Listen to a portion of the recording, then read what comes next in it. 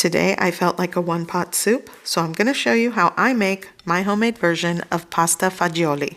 This is not authentic or traditional, but it's good.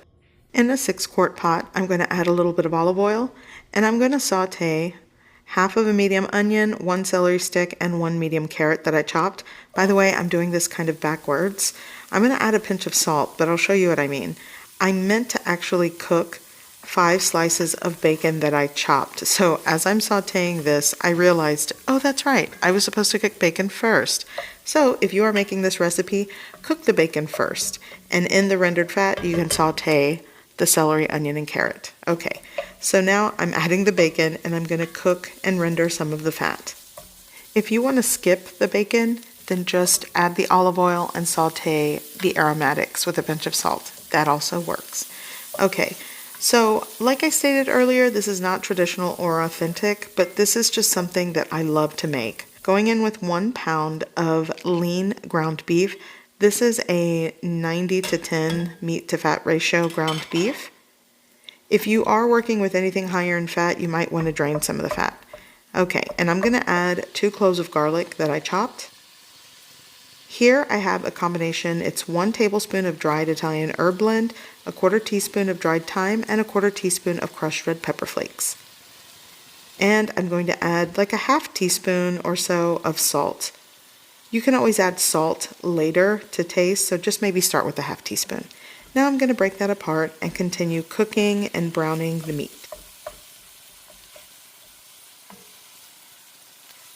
Here I'm going to add a 1/2 teaspoon of cracked black pepper. Give that a mix, and as you can see, everything has cooked through. It's nicely browned.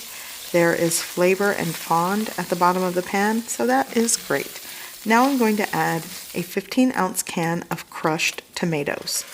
You could also use like maybe 4 to 5 fresh Roma tomatoes diced. That also works. Okay, so I'm just going to give that a mix, combine everything, and kind of cook the crushed tomatoes quickly. Now I'm going to add 4 cups of chicken broth. You could use veggie or chicken stock if you like. And I'm also going to add 1 or 2 extra cups of liquid. I have water, so that's what I'm going to add. In all, somewhere between 5 to 6 cups of broth or water works for this.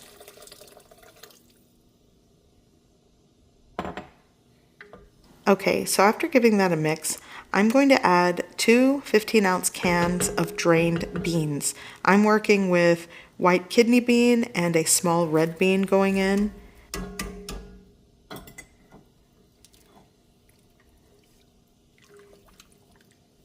Here I'm going to add 1 dried bay leaf, and I'm just going to put that in, give that a mix. And what I'm going to do now is cover with a lid and let it simmer for about 10 to 12 minutes. For this recipe, I am using 6 ounces of ditalini pasta, and it's just this like short tubular pasta. Okay, so this has been simmering for about 10 minutes. So what I'm going to do is just give that a mix, and it smells so good. By the way, if you can't find ditalini pasta, you could use like a small elbow macaroni. Okay, you'll want to season and salt to taste, so that's what I'm doing.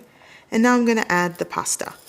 And you'll want to add the pasta with everything boiling or rapid simmer. So give that a mix, and I'm going to let it cook for another 10 minutes.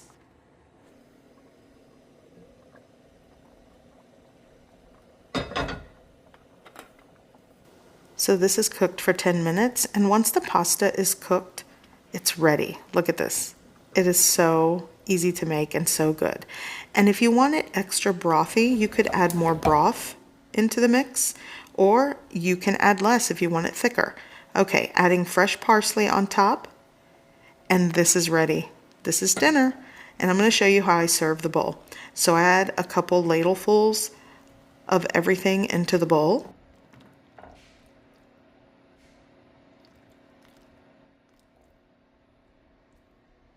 Now let me show you how I garnish. So I like to add a little bit of olive oil. Here I'm adding cracked black pepper, some grated Parmesan cheese going on top. I'm also going to add some fresh parsley. I love to add crushed red pepper flakes, and this is dinner. It's so good. Serve it with a side salad or crusty bread, and you've got a delicious, hearty, easy dinner. It's so good and comforting. And be sure to comment down below some of your favorite soups to make during the fall soup season. So I hope you give this recipe a try.